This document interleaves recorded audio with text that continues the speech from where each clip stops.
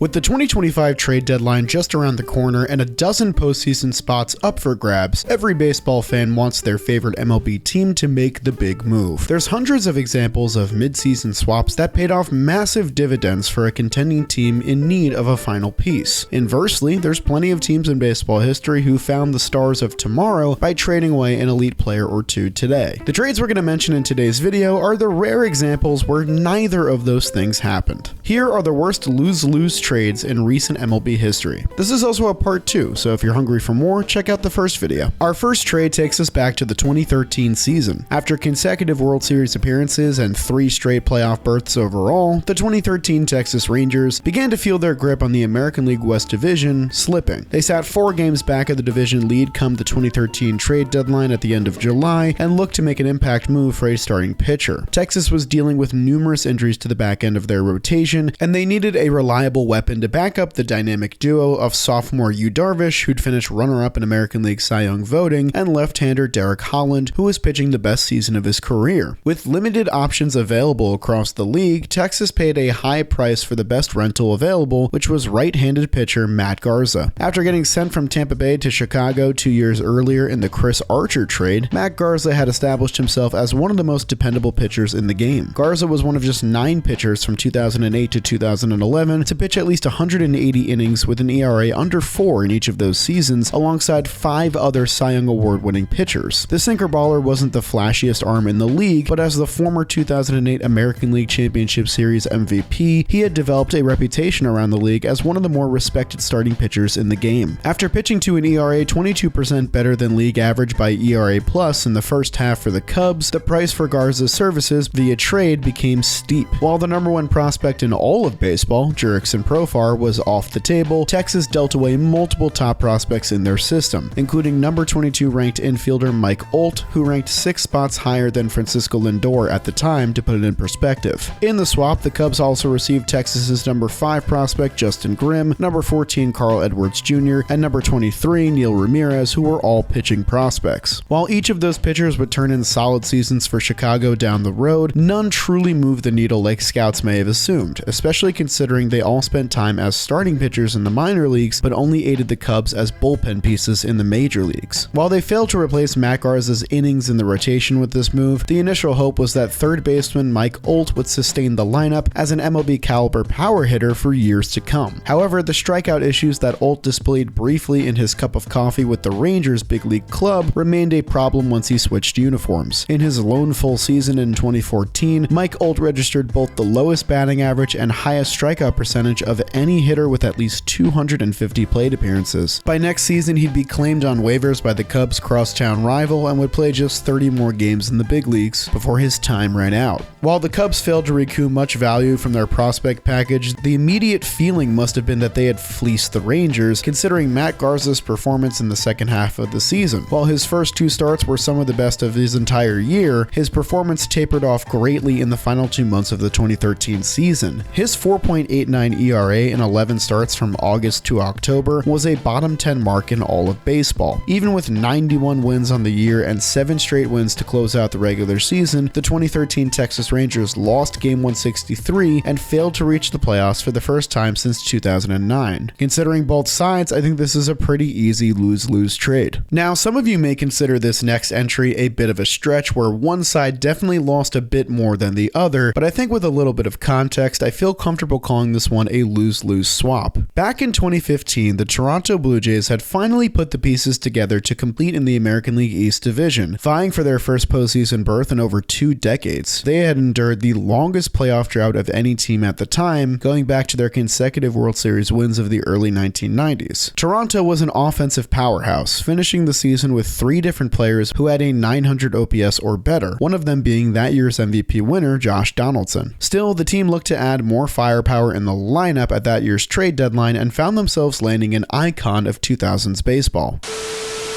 Can you step through again, sir? Oh. Must be the keys. Step back through, please. Step back through, please, sir.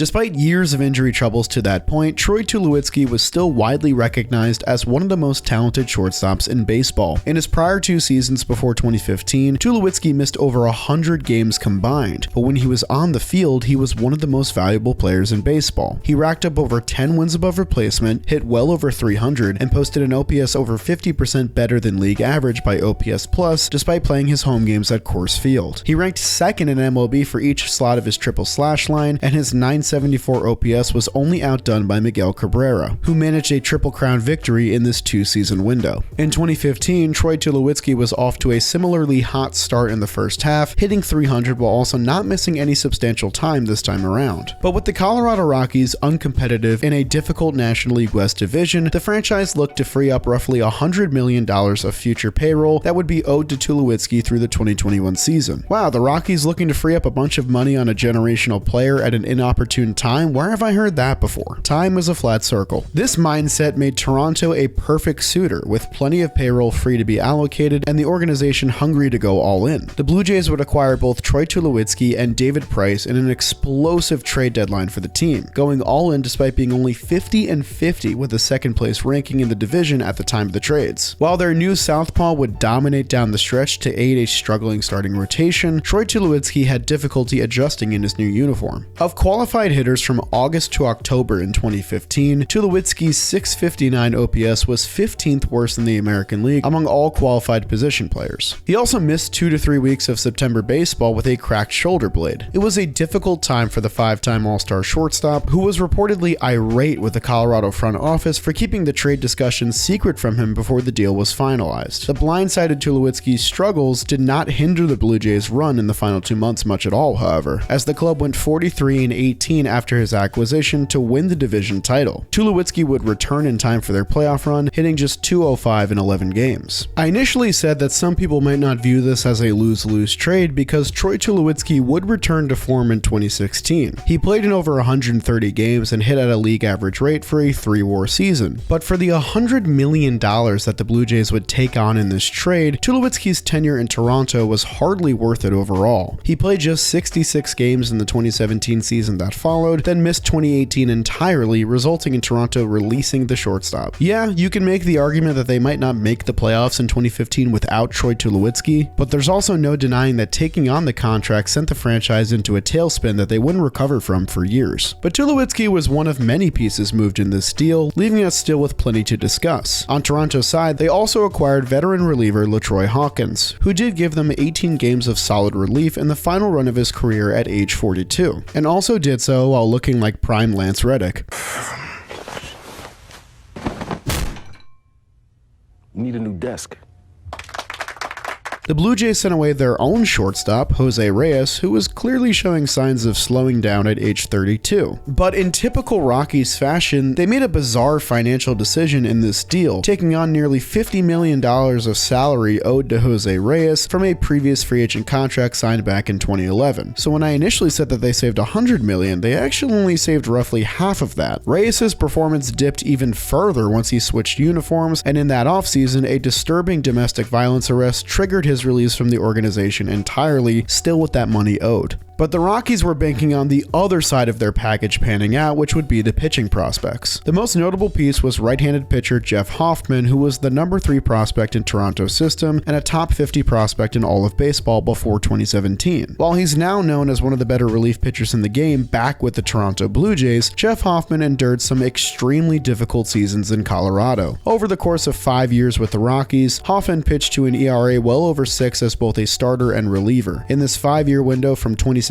to 2020, Hoffman posted the second worst ERA in all of baseball of any pitcher with at least 200 innings, and since leaving Colorado, he's had nothing but glowing things to say about the organization. The Rockies also received the Blue Jays' number 9 prospect, Miguel Castro, another reliever who would find some success after leaving the organization. Castro pitched just 20 innings total in the purple and black before getting traded early in 2017. The Blue Jays hamstrung their payroll for 5 years while the Rockies received 4 different negative wins above replacement players, so I feel comfortable comfortable calling this swap one of the most notorious lose-lose trades in MLB history, even if one team needed it to make the playoffs that year. Let's jump a year ahead to the 2016 trade deadline, and you guys should know this by now, but you can't have a trade video involving baseball without mentioning the San Diego Padres, and here they are. Back in 2016, the franchise was reeling from the failed spending spree of a year prior, desperate to recoup any value whatsoever from their series of failed free agent signings and trades. Justin Upton departed in free agency, and all he costed for that 1 year was Max Fried. James Shields was flipped for Fernando Tatis Jr., and Matt Kemp was made available at the 2016 trade deadline. Kemp's offensive numbers with San Diego were slightly above league average, but paled in comparison to his days in Dodger Blue. While the first year of his salaries through 2019 was paid for by the Dodgers, his 2016 payment and beyond was not, and San Diego was eager to offload over $50 million of owed money in the next 3 seasons as they tried to reset their roster. The interesting part of this swap, though, is who ended up being the suitor. That would be the Atlanta Braves, who sat 30 games under 500 at the end of July, on pace for one of their worst seasons in franchise history.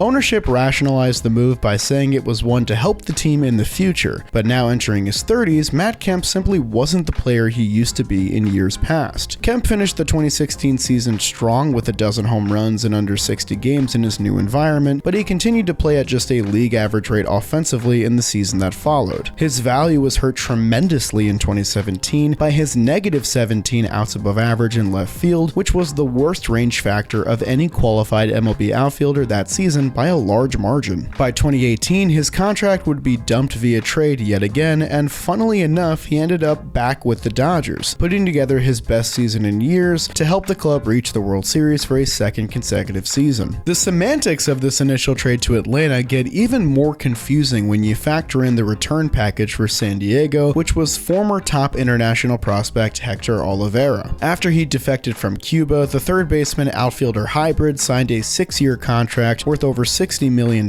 with the Los Angeles Dodgers. God, they're all over this trade that has absolutely nothing to do with them. Olivera ranked out as the number 55 prospect in baseball soon after and hit well at AA and AAA. Before he could reach the big leagues though, he too would be traded in this giant monstrosity of a 3-team deal that I cannot even begin to explain, so we're just gonna brush right past it. In his 30 games played with Atlanta, the 30-year-old Cuban was underwhelming on both sides of the ball. If poor play and a hamstring injury didn't drive down his value enough, then a sudden arrest for a domestic dispute certainly did. Olivera was suspended for half of the season in 2016, then traded to San Diego in this salary dump deal for Matt Kemp. I'd hardly say either team came out of this trade pleased, making it a pure lose-lose in my mind. The final lose-lose trade of today's video involves a team that will go on to win the World Series that season, but I promise it makes sense with a little explanation. At age 36 in 2018, second baseman Ian Kinsler had enjoyed a wildly successful career and was widely recognized as one of the best middle infielders of a decade as he entered the late stages of his career. An off-season trade sent him from Detroit to the Los Angeles Angels, and in the first half of the 2018 season, Kinsler continued producing, with 13 home runs and superb defense at second base. But with a .500 record at the end of July in a competitive American League, the Angels took advantage of a seller's market and sent their second baseman to a contender. In exchange for sending Kinsler to the powerhouse Boston Red Sox, they'd receive a pair of pitching prospects in Ty Buttrey and Williams Jerez, both of whom cracked Boston's top 30 list in 2018. Buttrey, a former 4th-round draft pick, pitched in parts of 3 seasons with the Angels before fizzling out, and Jerez, a former 2nd-round draft pick, lasted just 17 games before he too would be cut from the organization. At a .500 record, there's an argument to be made that the Angels might have been better served by just holding on to the veteran second baseman, but Kinsler's performance in Boston may change your tune. With an injury to Dustin Pedroia and the underperformance of Eduardo Nunez, the everyday reps went to Ian Kinsler in Boston at second base. His performance, however, cratered when he donned a new uniform, posting an OPS nearly 40% worse than league average by OPS Plus in his near 40-game sample with the Red Sox. His numbers in September specifically hurt the team, with his .510 OPS ranking as the 4th worst mark of any qualified hitter in baseball that month. Still, Boston was postseason bound and needed his sure-handed glove out there for the biggest games of the season. But not only did Kinsler register just 3 hits in 10 games between the Championship Series and World Series, he also made a crucial error in Game 3 of the World Series in extra innings. What could have been a catastrophic miscue that changed the tide of the series because Boston had to use more bullpen ended up being mostly inconsequential because Nate Eovaldi is a dog and the Red Sox would win the series series in 5 games anyways. Still, I'm sure these two sides were happy to separate that offseason, championship ring or not. And that'll do it today for my list of lose-lose trades. If you thought of one that I didn't talk about, leave a comment down below and maybe we'll do another video this time next year. If you enjoyed today's video, please leave a like and consider subscribing to the channel, and make sure you subscribe because next week will be my annual trade deadline retrospective video, which is always a fan favorite. I look forward to seeing all you guys there, and I'll see you guys next time.